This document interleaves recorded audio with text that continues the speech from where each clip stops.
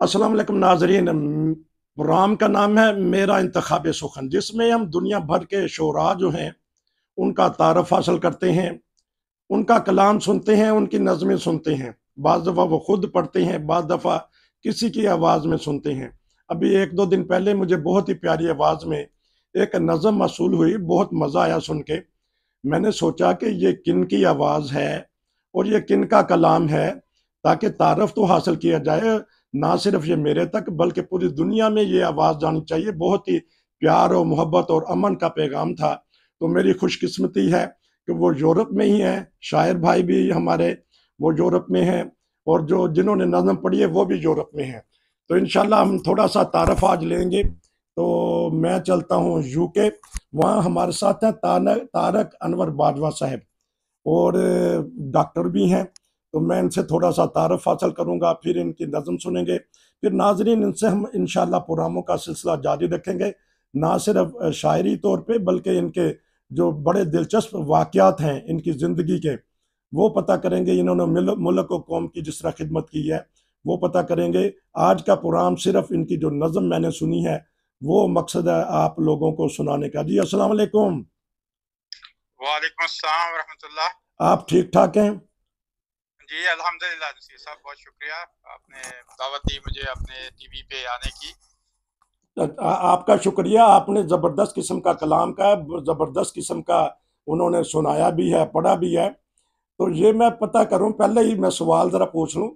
बाजवे ते ਜਿਹੜੇ ਹੁੰਦੇ ਨੇ ਉਹ ਜਾ ਕੇ ਬਾਰਡਰ ਤੇ ਲੜਦੇ ਨੇ, ਗਾਜ਼ੀ ਬਣਦੇ ਨੇ, ਸ਼ਹੀਦ ਬਣਦੇ ਨੇ। ਬਾਜਵੇ ਸ਼ੋਰਾ ਕਿਸ ਤਰ੍ਹਾਂ ਬਣ ਗਏ ਨੇ?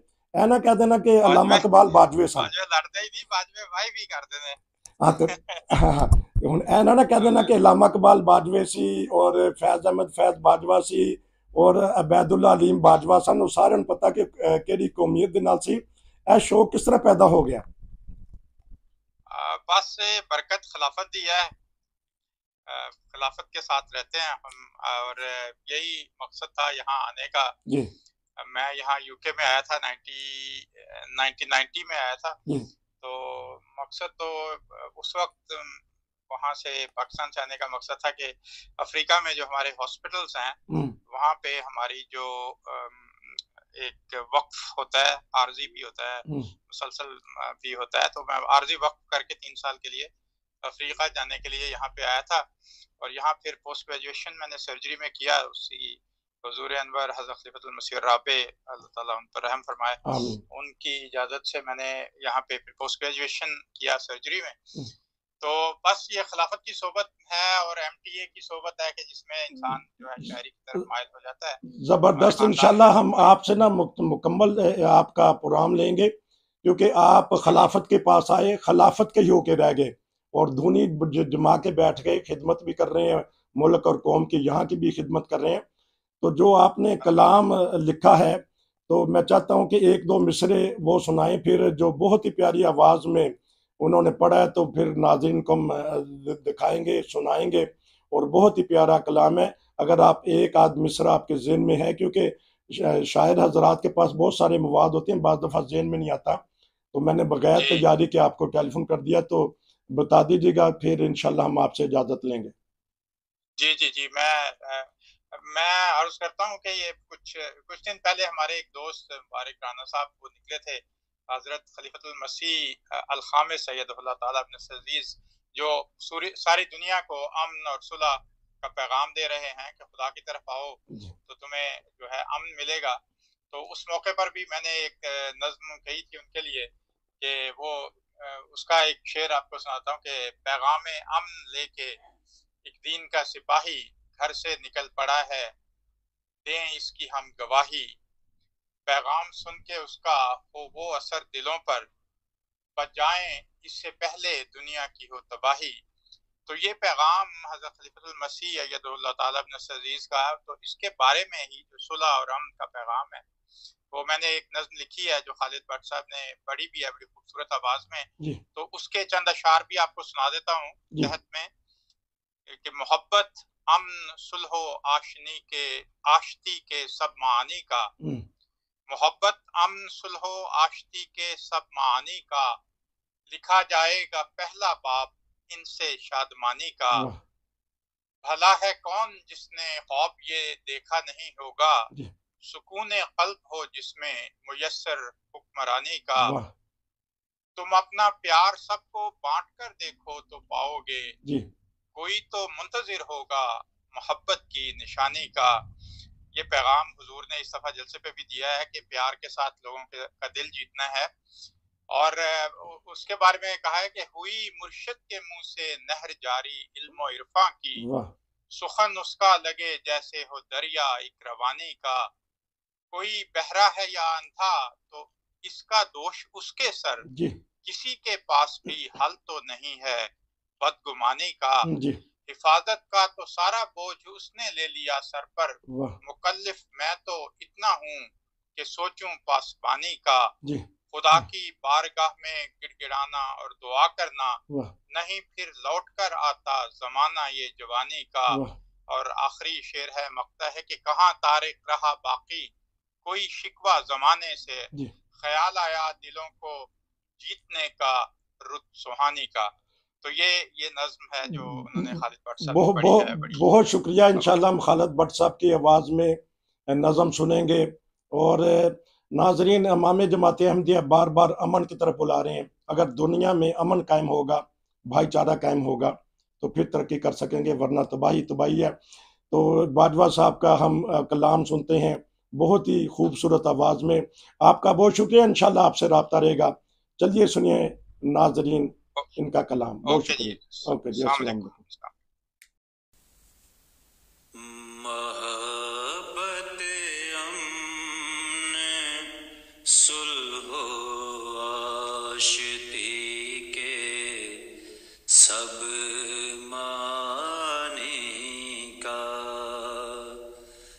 محبت امن صلح و آشتی کے سب معنی کا، لکھا جائے گا پہلا باب ان سے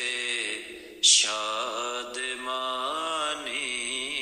کا، لکھا جائے گا پہلا باب ان سے شادمانی کا۔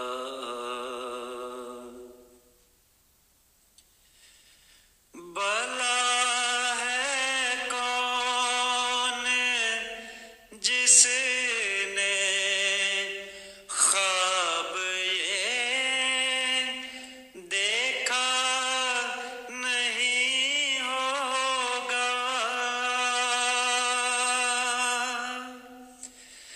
بھلا ہے کون جس نے خواب یہ دیکھا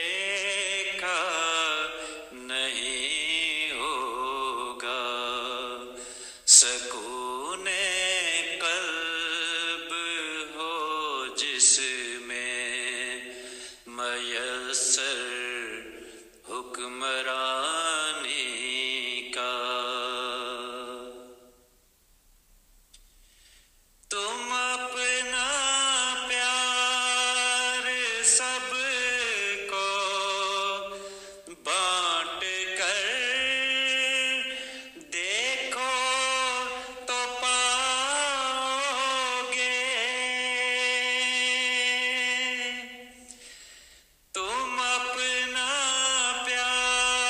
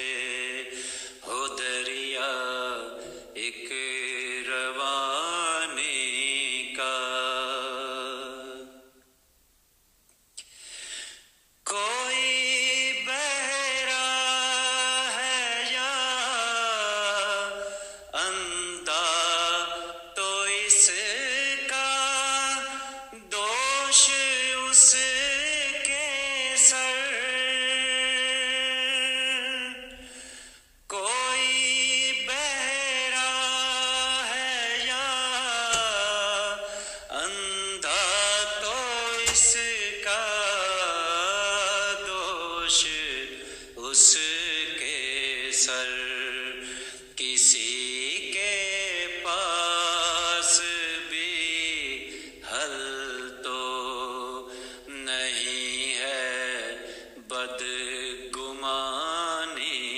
کا، کسی کے پاس بھی حل تو نہیں ہے بدگمانی کا۔ خدا کے سامنے راتوں کو رونا اور دعا کرنا، خدا کے سامنے راتوں کو رونا اور دعا کرنا، نہیں پھر لوٹ کر آتا زمانہ یہ جوانی کا۔ کہاں تارک رہا باقی کوئی شکوہ زمانے سے،